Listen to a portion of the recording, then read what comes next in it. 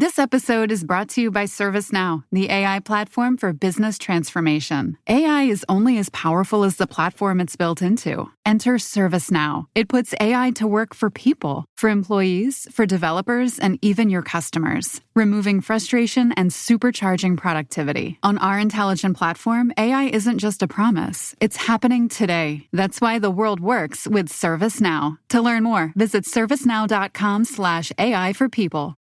You can save every day by shopping at Whole Foods Market. Seriously. Don't just go for the big sales. Walk the store and see the savings for yourself. In the seafood department, look for the yellow low price sign on Whole Foods Market Responsibly Farmed salmon. This fish is perfect for the grill. Buttery, fatty, yet lean, nice thick fillets. I'm getting hungry just thinking about it. And I know I can get it at a great price. There's so many ways to save at Whole Foods Market. Now you know.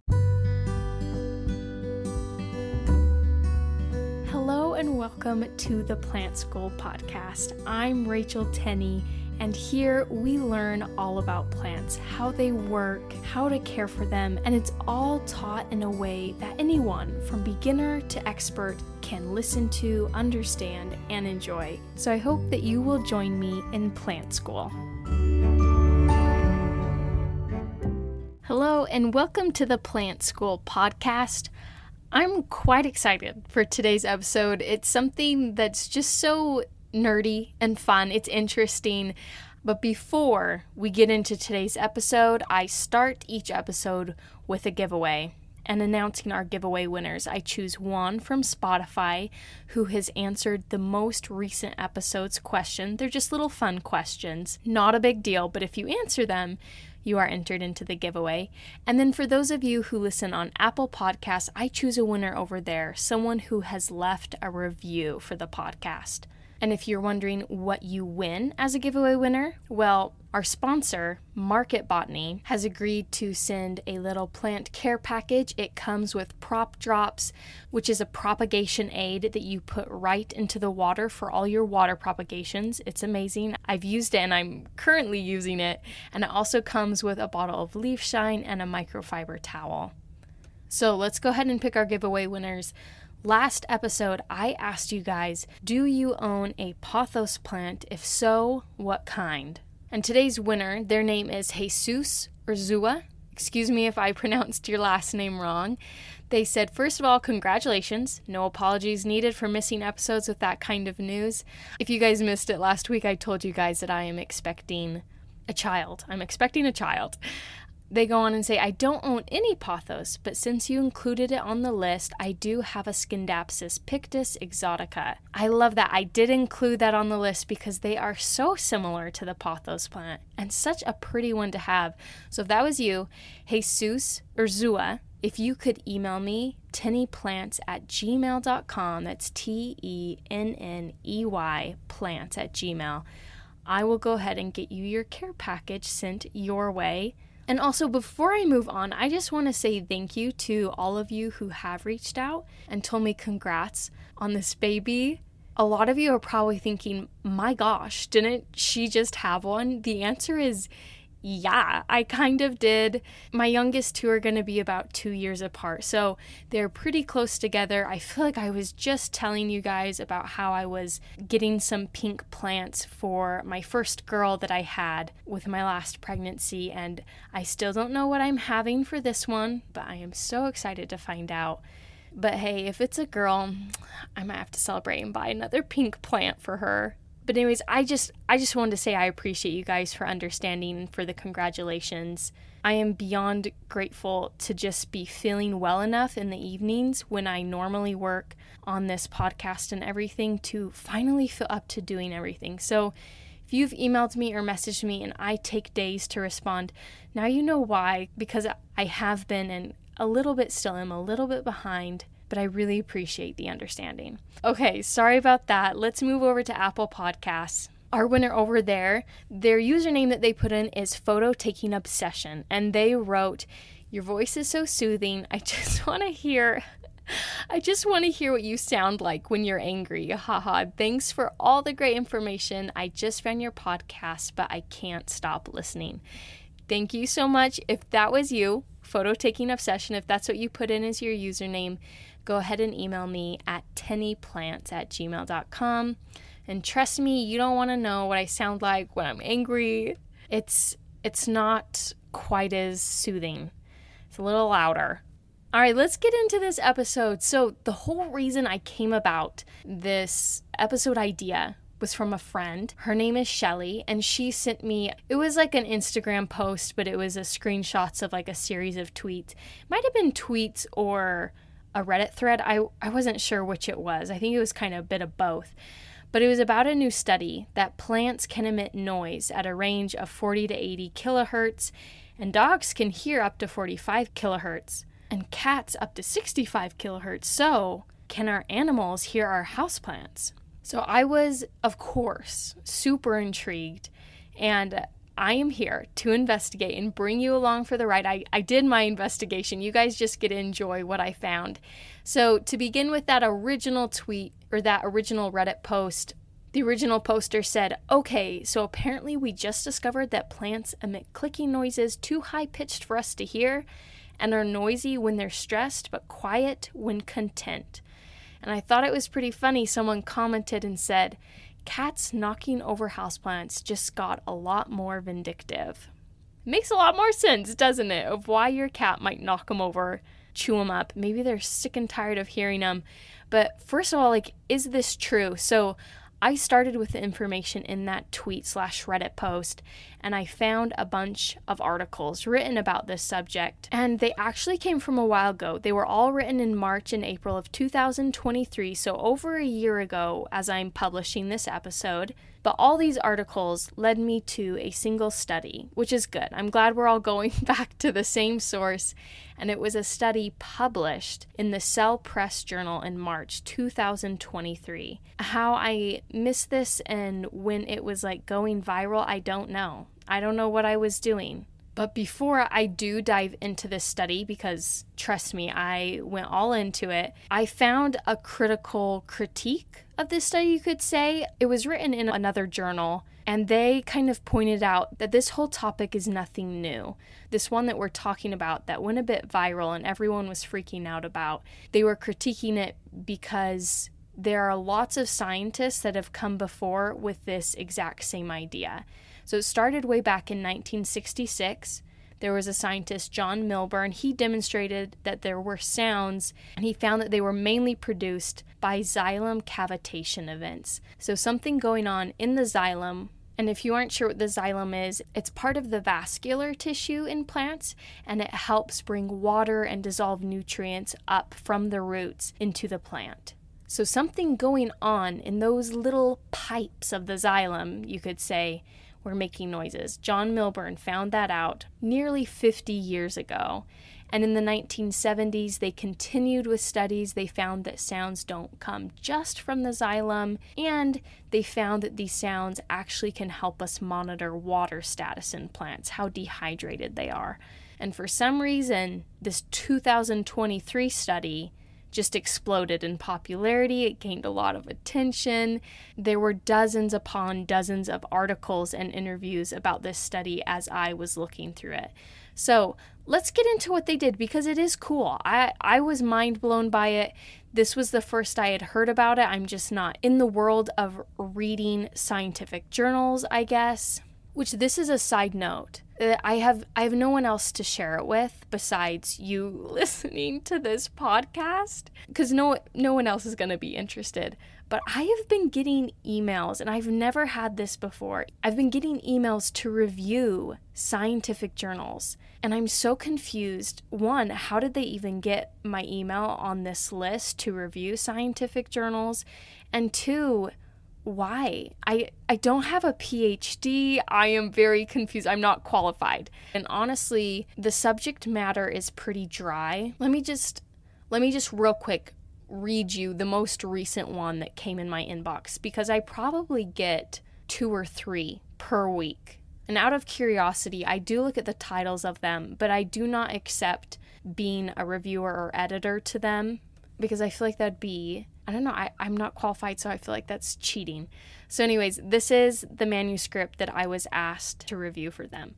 It's from the Asian Journal of Biochemistry, and the study is the molecular characterization of biofungicides used for the control of post-harvest rot of white yam.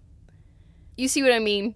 These are not studies that I am scrambling to read and review, even if I was qualified. But anyways, I will read scientific studies if I find them super interesting. And going back to the episode, this one is one of those.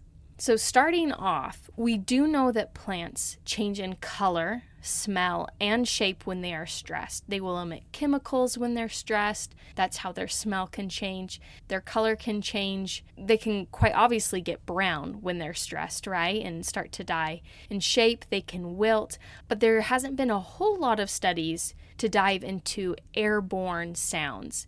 So for this study, they gathered tomato and tobacco plants, and they placed them in an acoustic chamber and recorded ultrasonic sounds emitted by these plants. Ultrasonic sounds are above what humans can hear. If we could hear them, they would be super, super high pitched. And they had pictures that I found later on, and it honestly looks a little silly. So they have these plants set up, right? And each plant has 2 microphones each, just tuned in right to them. It honestly looks like they are set up to do some stand-up comedy or start singing some background vocals. The picture just made me laugh. And what they found, and this was not really new information, but they did find that they emitted ultrasonic sounds, and this is what I thought was really cool. They developed a machine learning model that would take the data of the sound and identify just how dehydrated the plant was. Or you could identify how injured the plant was because they took those tobacco plants and inoculated them with the tobacco mosaic virus, so you could tell how injured it was or how dehydrated based solely on sound. So this machine learning model could just listen to it and tell you what was going on. I thought this was so cool. And if you're wondering what it sounds like, are they screaming? Is it a pleasant sound? Is it musical? It's not quite as glamorous or as intense as that. It's kind of a clicking noise when they are stressed from dehydration or injury. And when they are well watered and they have no injuries, they remain relatively quiet. And for all of you who are so interested as I was, I actually found a clip of what it sounds like. So what they did, they condensed the sounds, they brought them into the range of human hearing. I'm not going to play you something that you literally cannot hear. I'm going to play you what these sounds are like if we could hear them. You can save every day by shopping at Whole Foods Market. Seriously, don't just go for the big sales. Walk the store and see the savings for yourself. In the seafood department, look for the yellow low price sign on Whole Foods Market Responsibly Farmed salmon. This fish is perfect for the grill. Buttery, fatty, yet lean, nice thick fillets. I'm getting hungry just thinking about it, and I know I can get it at a great price. There's so many ways to save at Whole Foods Market. Now you know. This episode is brought to you by Shopify. Do you have a point of sale system you can trust, or is it a real POS? You need Shopify for retail. From accepting payments to managing inventory, Shopify POS has everything you need to sell in person. Go to shopify.com/system, all lowercase, to take your retail business to the next level today. That's shopify.com/system.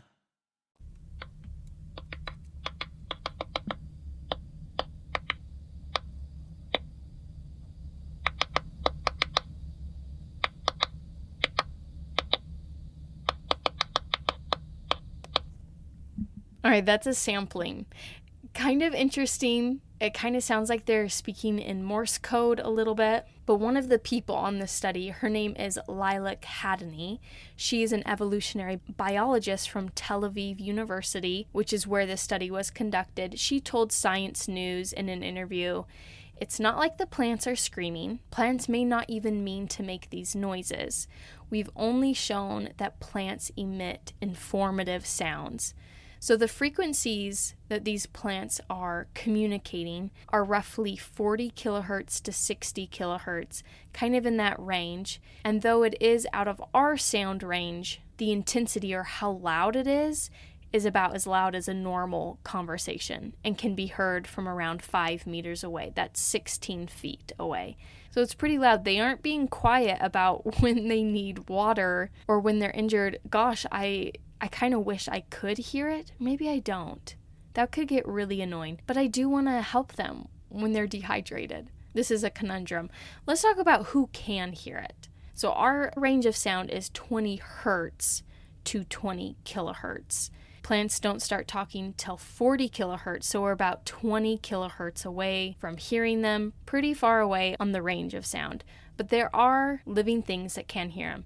To name a few, because there are a lot, bats can hear plants, mice, gerbils, opossums, moths, cats, beluga whales, dolphins, and porpoises, which I threw those in and I was like, why am I including these? They're in the ocean. Do aquatic plants emit sound? I'm not sure. I don't think anyone studied that. The one that is kind of iffy is the dog, because when I looked it up, their sound range was 64 hertz to 44 kilohertz. So they can hear just like a tiny bit of plants when they're under stress, but most of it is too high for them. But that does largely depend on the breed and age of your dog, because their range of hearing is pretty variable based on their age and breed. And their hypothesis, though the science isn't completely known, is that there are some sort of air bubbles appearing in the xylem and phloem, that water and nutrient transport system, that can emit a brief ultrasonic click, kind of like a creaking joint. I think we all can relate to what that sounds like. And the question still exists of why. Why are they emitting sound? Who is it meant for? Is it just so they can annoy the animals in our home?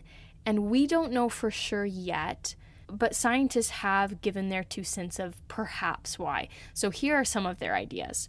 1, it could serve as an indicator for insects of where to lay their eggs, because they want to lay it on a plant that is a good host. It's in good health, it's being watered, it's not injured. So perhaps insects are listening in so that they can find a good host. Another idea was that they're emitting sound for other plants so that other plants can respond to the levels of stress around them. So, for example, if a neighboring plant is being noisy, it's emitting their stress noise, then the plants around it know to prepare for dehydration. And it's quite obvious that the sound is not meant for humans to hear, but because we can use these microphones, it's really cool what we could use this for in the future. So there are talks of using microphones in greenhouses or other agricultural areas to monitor plants and water them more efficiently. And I thought this was amazing too.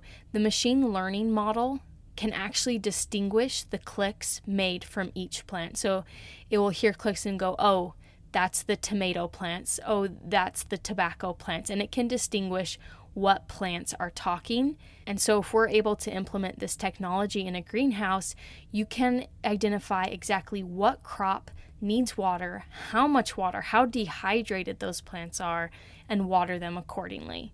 So cool. And I feel like when you're implementing new technology and new studies into an industry like this, most of the time it won't be adaptable if the cost is too high, right?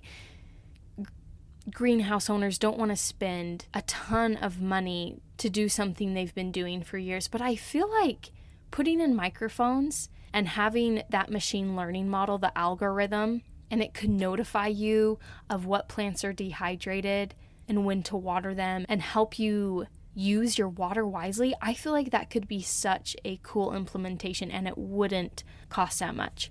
In fact, how much does an ultrasonic microphone cost? I've never looked this up, but I'm going to look it up right now because I just want to know, is this something that would be super expensive? Okay, we have some that are ridiculously, outrageously priced, but I feel like they are all within the range of probably $100 to $300, somewhere around there.